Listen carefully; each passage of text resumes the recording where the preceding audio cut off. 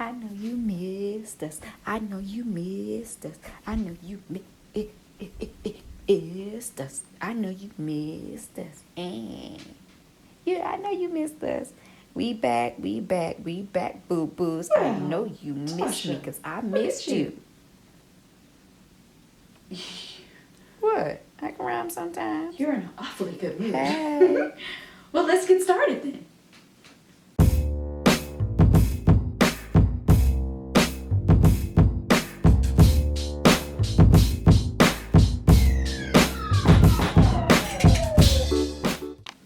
Well, thanks so much for tuning in to another episode of Nice But Feisty. I am Mandi Nice, and we're going to get right into my topics. I know you guys, we took a break off, but there's some things that we had to deal with, and we are back, and we should be back for the remainder of the month of February. We will also be off the weekend of March 15th, so I just want to put that bug in your ear. We're going out of town, so other than that, we will be back the following week on that Tuesday, and then we'll be off March 31st, and then we'll be back the following Tuesday after that. So just want to put those dates in your ears so you guys can know when we're going to be off again. Okay, so let me get into it. My first topic is speaking about the sex abuse scandal involving Representative Jim Jordan. Now, he was an assistant coach at Ohio State University wrestling team. And there are individuals coming out now stating that they had went to him personally, telling him about the abuse that they suffered from the team doctor who committed suicide back in 2005. And his name was, give me just a second here. His name was Richard Strauss. And again, like I said, he had committed suicide. I do believe it was in 2008. Let me make sure I have that date correctly for you guys. Sorry, I was correct the first time. It was 2005. And the reason why this is such a scandal right now is because, he is very, Representative Jordan has been not moving forward with cooperating these individuals that suffered these abuses. And now the reason why he's coming under fire is because one of the victim's brother stated to the Ohio House that Representative Jordan would repeatedly call him. This is the brother of Adam DiSabato. I'm not sure if I'm pronouncing that correctly. If you want to Google it, the last name is DiSabato. And he wanted him to contradict his brother's account of abuse.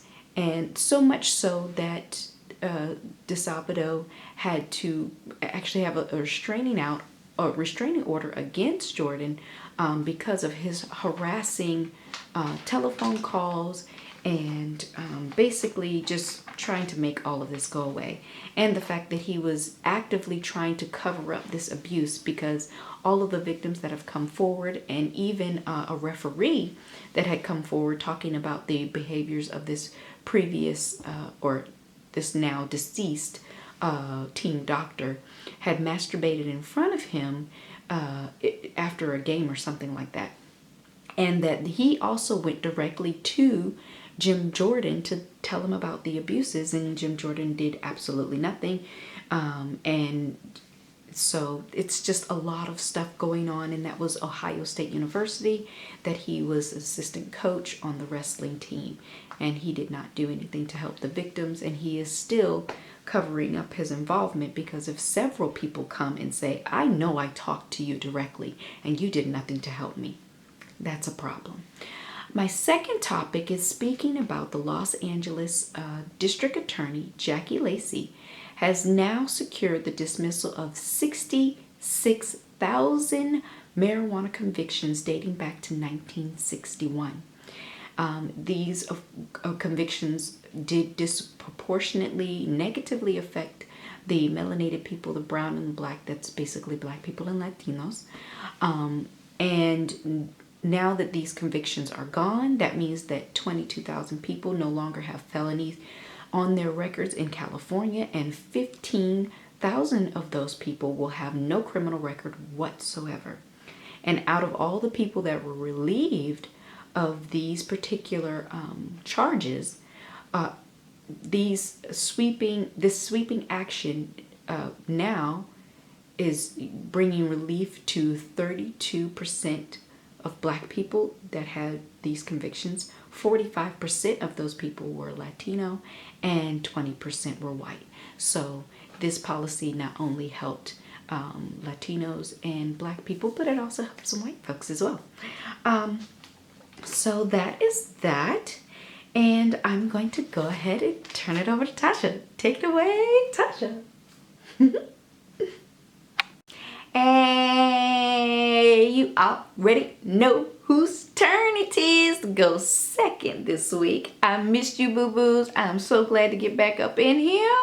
Hunty. So, first off, that song just, popped in my head. And yeah, if y'all want to, mix it up or whatever, just, give me a shout or whatever. I can get you the audio and all that stuff. But yeah, so that was just right off the top of the dome. I ain't no rapper or nothing like that, but I have little quips every now and again. So anyway, let me get right on into it, because I do not like to draw it out. So let's get on in it. My first topic is talking about Dumpy and moments of white privilege. This dude is definitely Teflon Don. I ain't even gonna take that away from him, because I don't know not one person that is guilty, and everybody on the case know he guilty. The Republicans even said that he was guilty, but they were not going to even, vote for him to have removal at all. They told you that from the beginning. Is anybody surprised that he got off? No, I'm not. This is white privilege and white supremacy system at work. This is how structural racism works. This is how the system of white supremacy works. So when you see that, this person who just happens to be white, Donald Trump, get away with everything, that's how they designed the system to do it. And for him to sit up there and tweet out that he thinks that that the courts were unfair to his friend Roger Stone and all of that stuff. Oh, it was a miscarriage adjustment. That's him saying, like, throwing here's your white privilege too, bro. I'm about to, yeah, because that's what he's in hot water right now.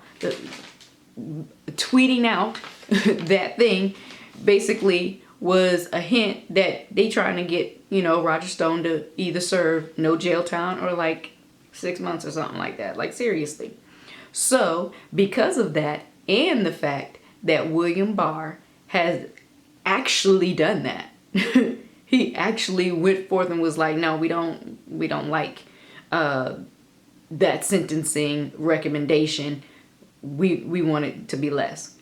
We know you are doing what the president, at the president's behest, but because Donald Trump tweeted it out, basically William Barr was in a little bit of a hard place. Like, dude, I got you. Like, stop, telling everybody what we doing behind closed doors. Like, do you not know how to keep a secret? No, he doesn't. He does not know how to keep a secret. He gonna tell it all. That's just him.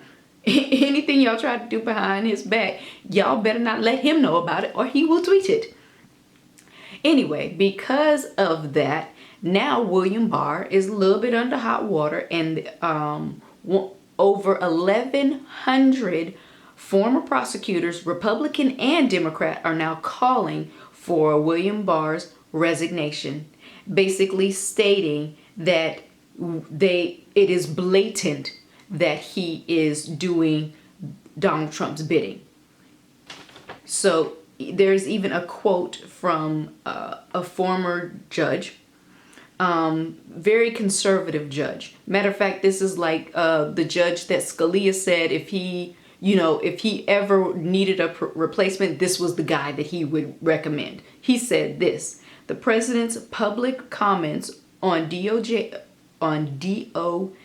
matters have gravely damaged the department's credibility.